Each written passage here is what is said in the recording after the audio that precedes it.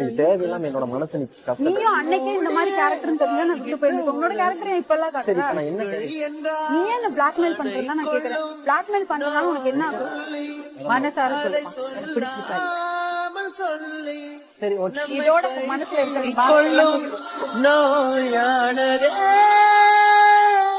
ஐயோ என்ன இளமையின் தொடக்கம் இன்றே முற்றுப்புள்ளி அதை கொல்லாமல் சொல்லி நம்மை பைத்து ஆல்ரெடி ப்ரோ டெட்.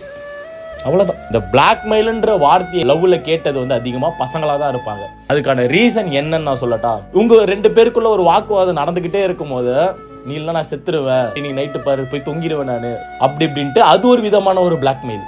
இன்னொரு பிளாக்மெயில் எப்படி இருக்கும்னா, நம்ம போட்டோஸ் எல்லாம் எல்லா இடத்துல லீக் பண்றோம் பாரு அப்படி இப்படின்ட்டு இது ஒரு 2 விதமானதான் பிளாக்மெயில் வந்து சொல்லுவாங்க. ஓகேவா? ஆனா நீ அந்த மாதிரி நீ சொல்லிட்டேன்னு நினைச்சுக்க, உன் லவ் நீயே கெடுத்துக்கிறதா அர்த்தம். இல்ல நீ அதை பண்றனால இந்த லவ் வந்து உனக்கு கிடைக்க போகுதான்ட்டு ஒரே ஒரு நிமிஷம் நீ அப்படி பொறுமையா யோசிச்சு பாரு. ஒன்ஸ் வந்து உன்னோட ஆப்போசிட் பார்ட்னர் வந்து உங்க மைண்ட்ல வந்து ஒரு விஷயத்த பதிச்சுட்டாங்கன்னா அதை நீ செத்தாலுமே நோ யூஸ். அதை பண்ணவே பண்ணாதீங்க. லவ்ல உங்களை உண்மையிலே ஒருத்தவங்க பிடிக்கலன்னு சொல்றாங்களா, நீங்க உண்மையிலே அவங்களுக்கான எஃபெக்ட் போட்டிருக்கீங்க, பி லைக் அ மேனா. அவங்கள எதுவுமே துரும்ப அளவு கூட அவங்கள தொந்தரவு பண்ணாம அந்த லவ் விட்டு நீ வெளியே வந்து பாரு. அதுதான் நீ அவங்களுக்கு கொடுக்கிற பெரிய தண்டனையா இருக்கும்.